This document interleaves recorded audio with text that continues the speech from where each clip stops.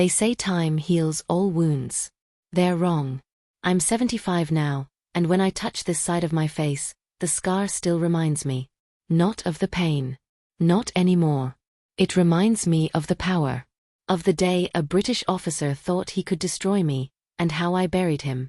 Not with violence. With something far more devastating. The truth. My name is Lakshmi Devi, and this is the story they tried to erase from history.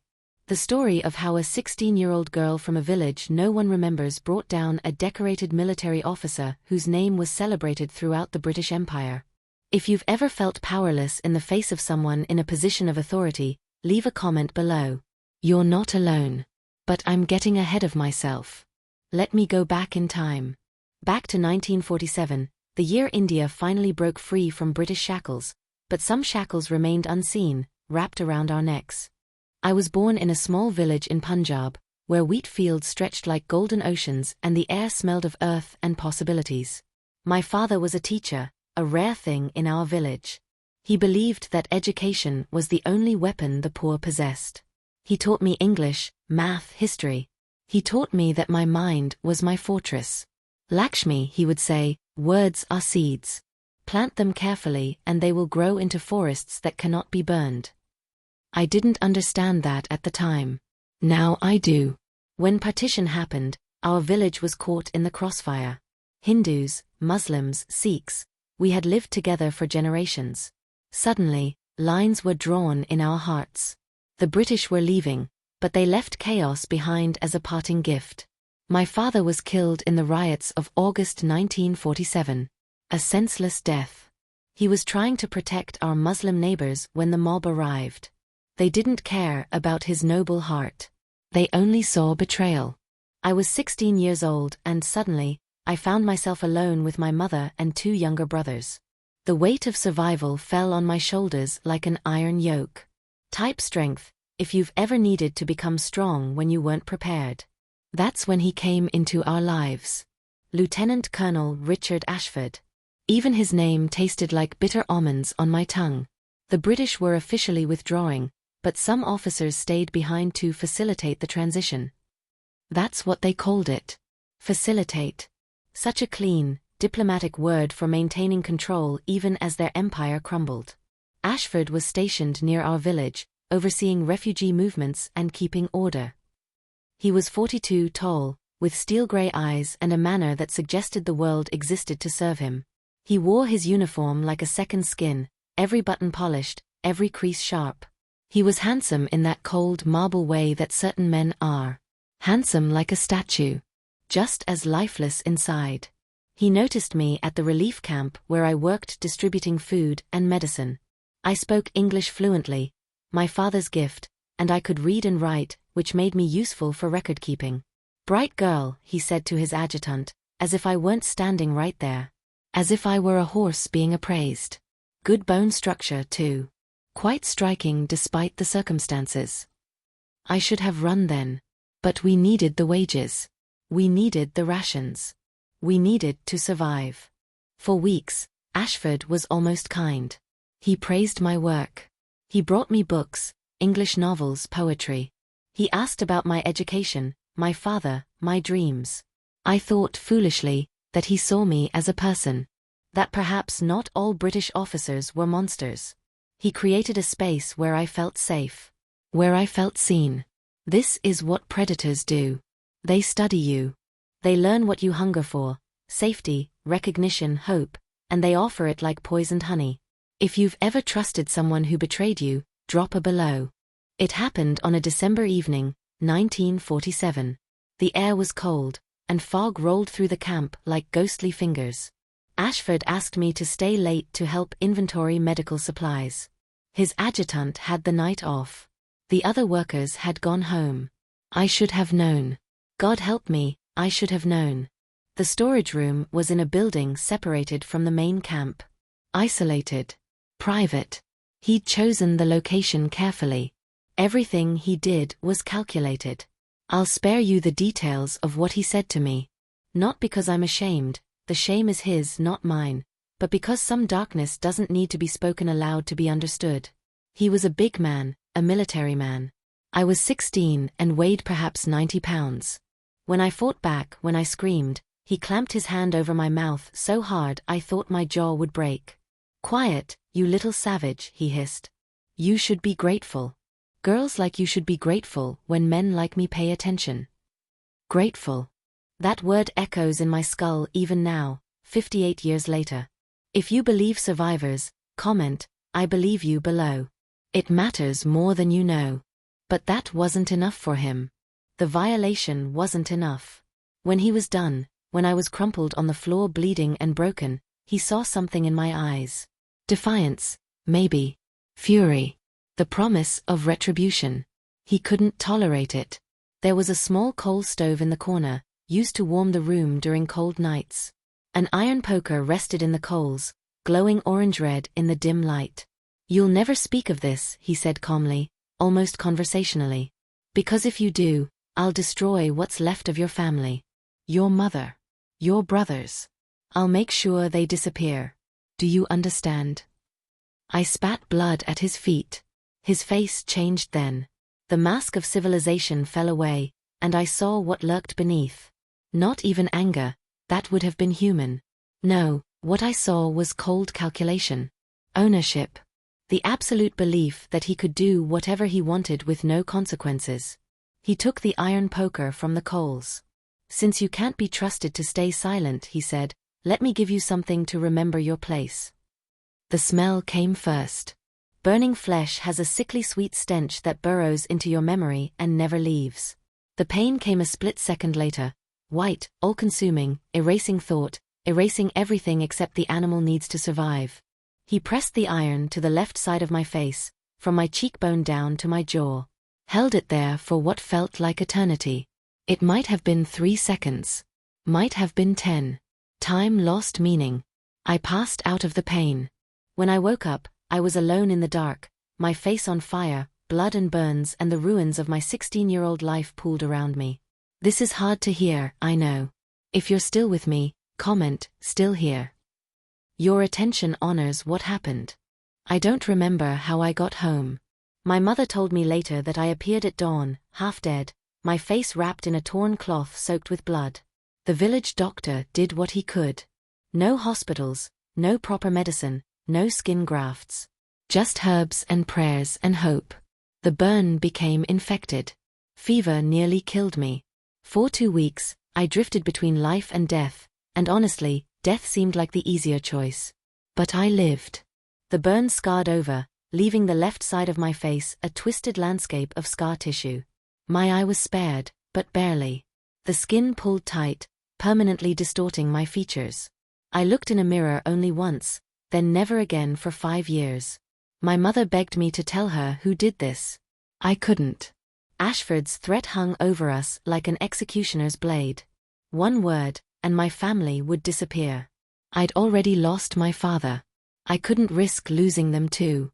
So I stayed silent. And the silence rotted inside me like a disease. The scar wasn't just physical. It became my identity. In our village, beauty was currency for women.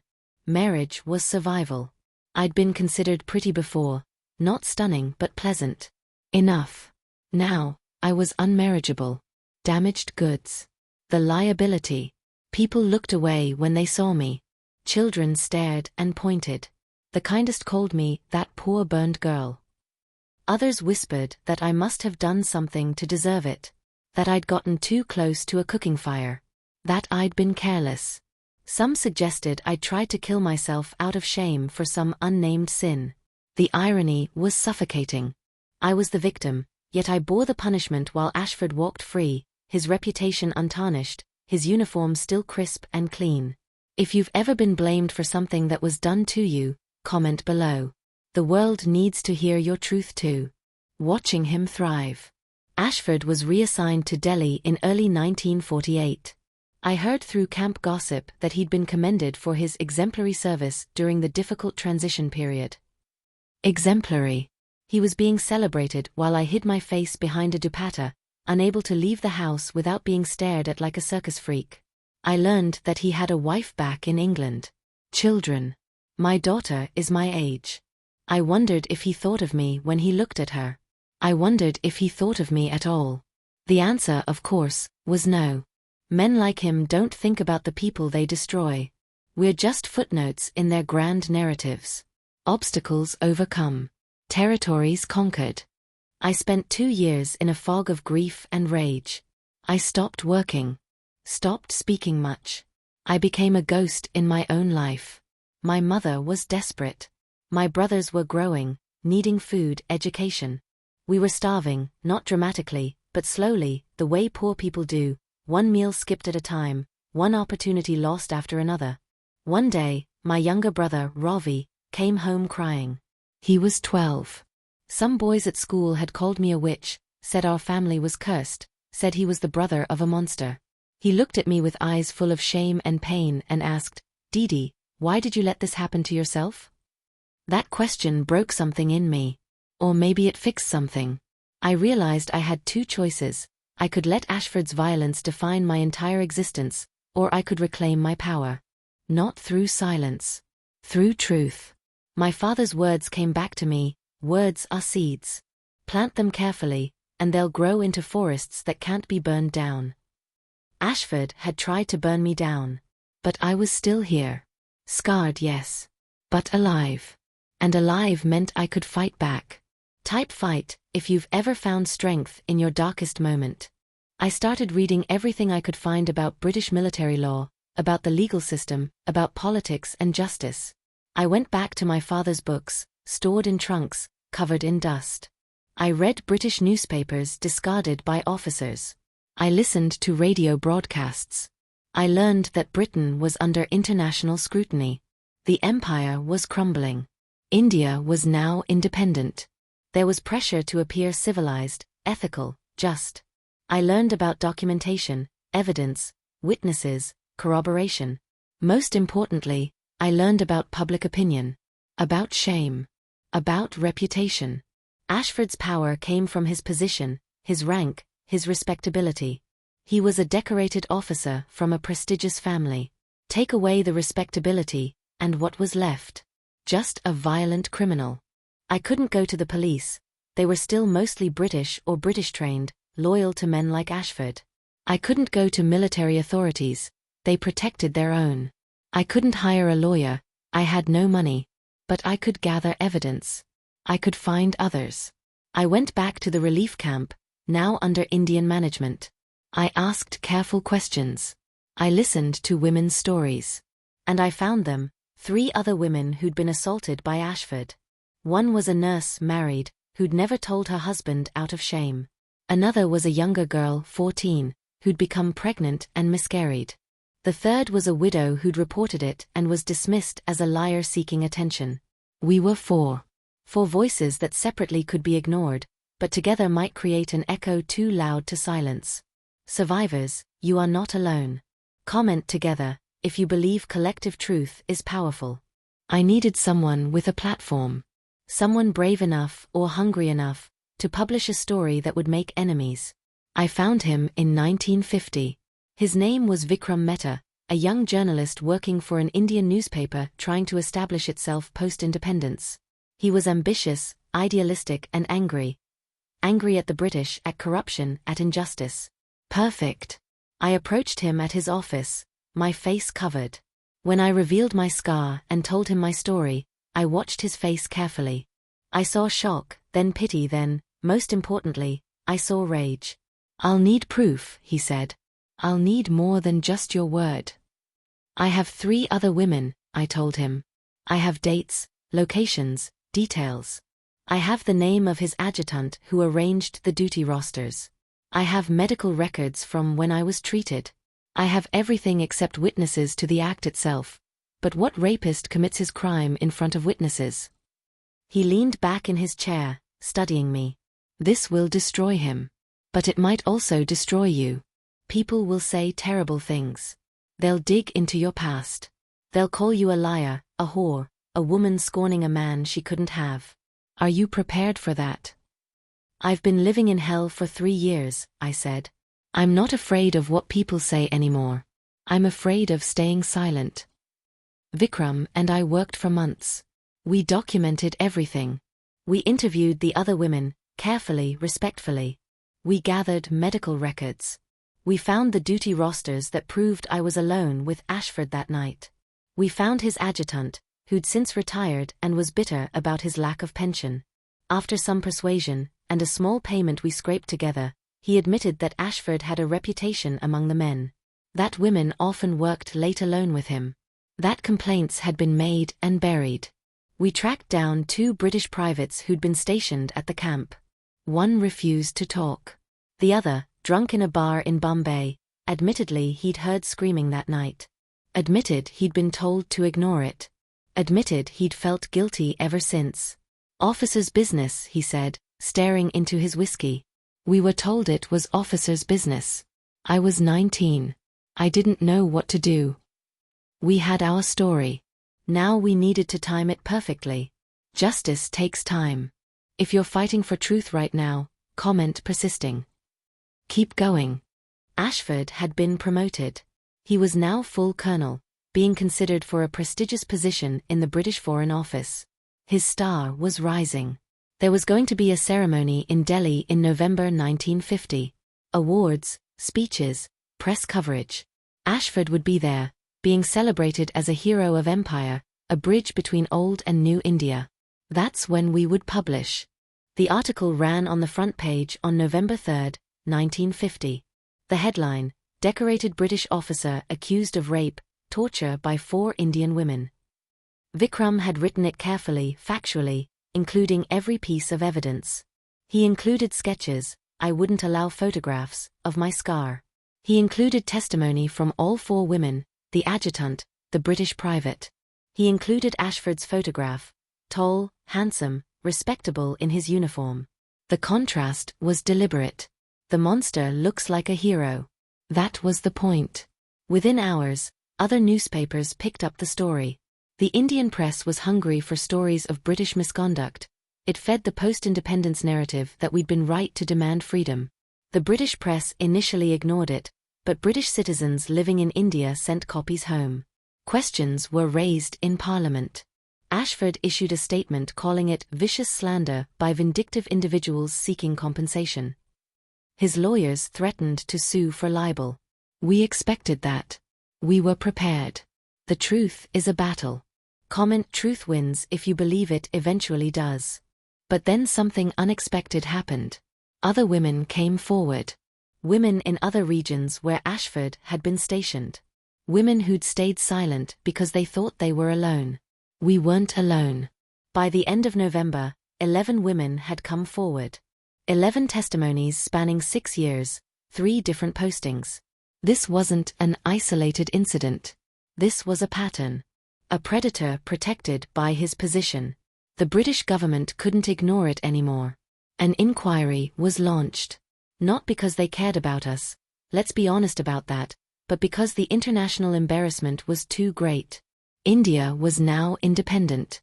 The British were trying to maintain trade relationships, diplomatic ties. They couldn't afford to be seen protecting a serial rapist. The military inquiry was held in January 1951. I testified, my face bare, my scar visible to everyone in that room. I watched Ashford's face when he saw me. For a split second, I saw recognition flicker in his eyes. Then nothing. Just cold, practiced denial. He denied everything. Called us liars. Suggested we were part of an anti-British conspiracy. His lawyers attacked our character, our credibility, our morals. They showed photographs of him with his family, his wife, his children, his elderly mother. They presented character witnesses who testified to his honor, his service, his dedication. They made him look like the victim.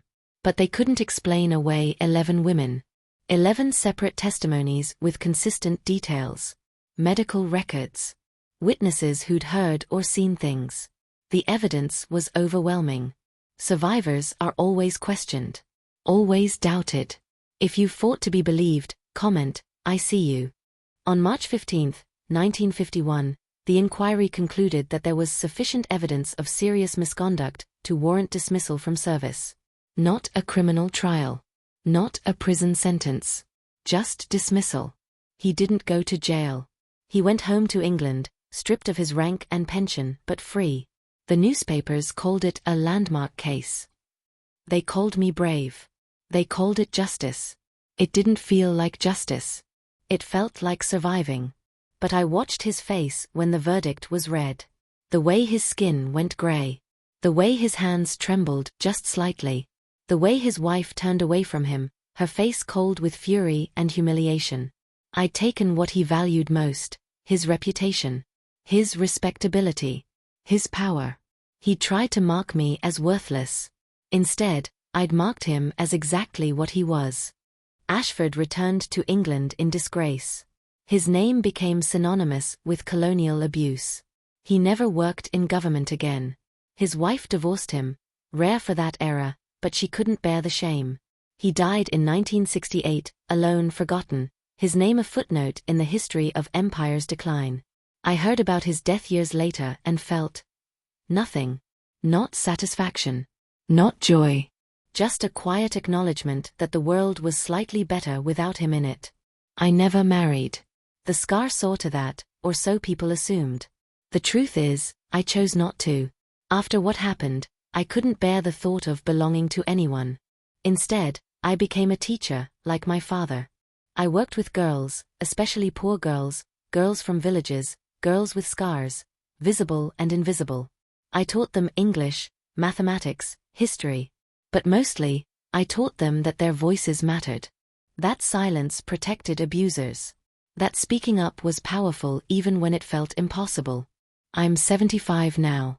My mother passed 20 years ago. My brothers are old men with grandchildren.